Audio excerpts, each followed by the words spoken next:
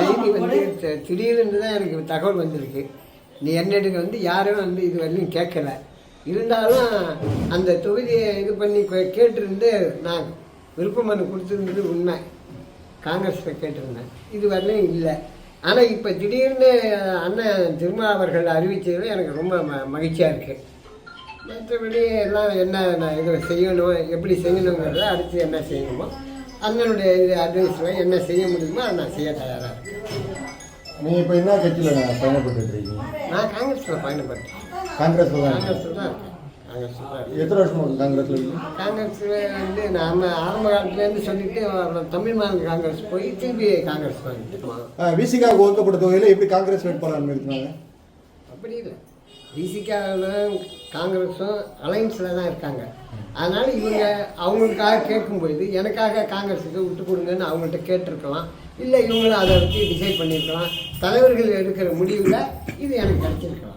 அப்படி தான் நான் விரும்புகிறேன். அப்போ 8 தொகுதியில் வந்து இப்போ 7 தொகுதி தான் இப்போ விசிகா, ஒரு தொகுதி காங்கிரஸ்ன்னு சொல்லலாமா?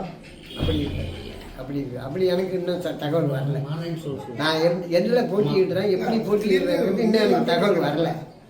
அது திருமாவளவன் கொடுத்து அவங்க சின்னத்தில் நிற்க வைக்கிறாங்களா, இல்லை இதே காங்கிரஸுக்கு இது பண்ணி காங்கிரஸில் நிற்க வைக்கிறாங்களான்னு எங்கள் தலைவரும் அந்த தலைவர் இன்னும் இருக்கிற லீடர்ஸ் எல்லாம் ஒன்று சேர்ந்து எந்த முடிவை சொல்கிறாங்களோ அதை ஏற்று திருமாவளவன் என்ன சொல்கிறாங்களோ அதை நான் செய்வேன்.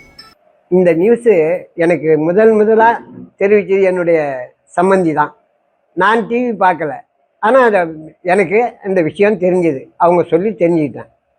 இதில் என்ன ஒரு முக்கியமான விஷயம் என்ன, நான் என்னுடைய இதில் சமுதாயத்துக்காக தலைவர் இளைய பெருமாள் என்ற தலைவருடைய பையனாக இருந்து என்னால் முடிந்த சேவை செய்து வந்திருக்கிறேன். அந்த சேவையை செய்வதற்கு நான் எவ்வளோ கஷ்டப்பட்டிருப்பேன்னு எல்லாருக்குமே தெரியும்.